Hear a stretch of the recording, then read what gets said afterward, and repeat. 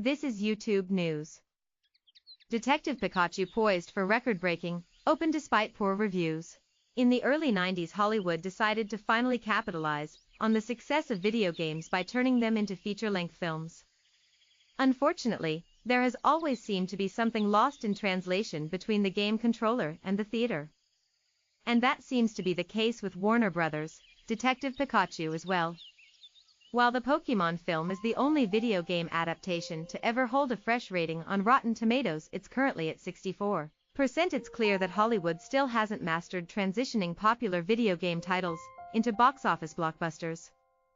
Critics praised Detective Pikachu, which opens Friday, for its visuals cute, furry CGI iterations of popular Pokémon creatures, but criticized it for poor storytelling.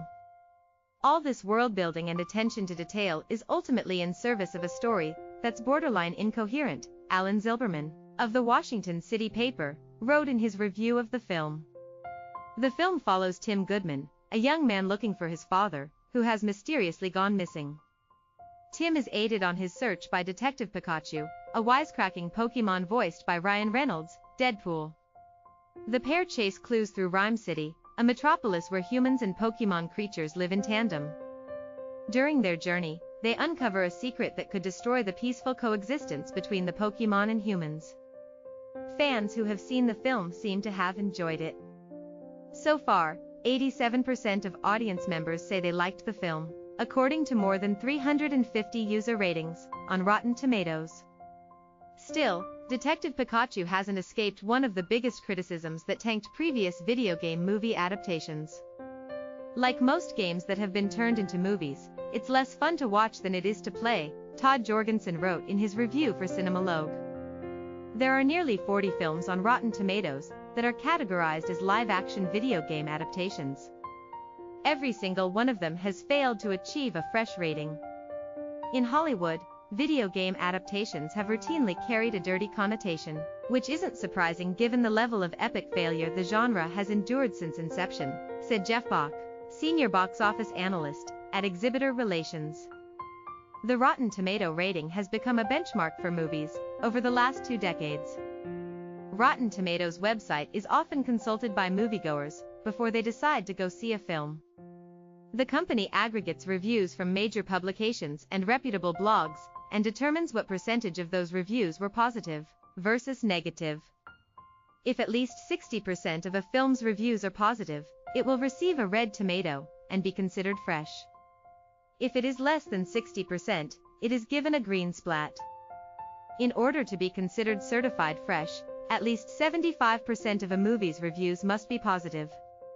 2018 had 2 video game films that came close to achieving the benchmark: Tomb Raider and Rampage. These 2 adaptations each earned 52% ratings on Rotten Tomatoes. The reason studios keep going back to this pitfall of pixels is that, quite simply, the potential is massive, Bach said. If just one of these intellectual property films break out, any studio in town could potentially reap the benefits of a massive franchise a la Transformers or Resident Evil, which to date is really the only video game adaptation to create a box office legacy. Problem is, most of the scripts associated with video game adaptations are contrived, if not straight up ridiculously mishandled. Over the course of 7 films, the Resident Evil franchise has earned $1.2 billion at the global box office. For comparison, Avengers Endgame made that figure in a single weekend. The films have been widely panned by critics, each earning a score of between 20% and 37% on Rotten Tomatoes. Currently, the most successful video game adaptation at the box office is Warcraft, based on the World of Warcraft online game. It hauled in $433.6 million in 2016, but has a 28% rating on Rotten Tomatoes. Video game movies have struggled in large part because something tends to be lost in translation from one medium to the other, said Sean Robbins, chief analyst at boxoffice.com. Sometimes it's been an over-reliance upon gameplay elements, while lacking proper world building or character development, and at other times it's been a complete deviation from the spirit that barely resembled what people love about the games.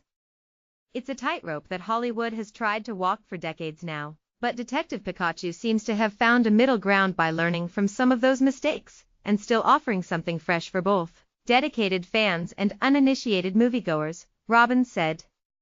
There is a huge fan base for Pokémon. Nostalgia from the 90s television show, and a recent resurgence thanks to the success of the Pokémon Go mobile app game could give Detective Pikachu an extra boost this weekend. Analysts have predicted that Detective Pikachu could have a $70 million opening in the US. Warner Bros. Has its estimate pegged at around $50 million. The highest domestic opening weekend is currently held by 2001's Lara Croft, Tomb Raider, which took in $47.7 million during its debut. Pokémon has always existed outside the traditional video game borders, as Pikachu himself is something of a pop culture celebrity, so it's no real surprise to see Detective Pikachu have success in the box office, Realm Box said. Now if Nintendo can just get Zelda and Mario front and center in cinemas, then we'd really have a crossover worthy of popping some serious popcorn. Disclosure: Comcast, the parent company of NBC Universal and CNBC, owns Rotten Tomatoes. YouTube News.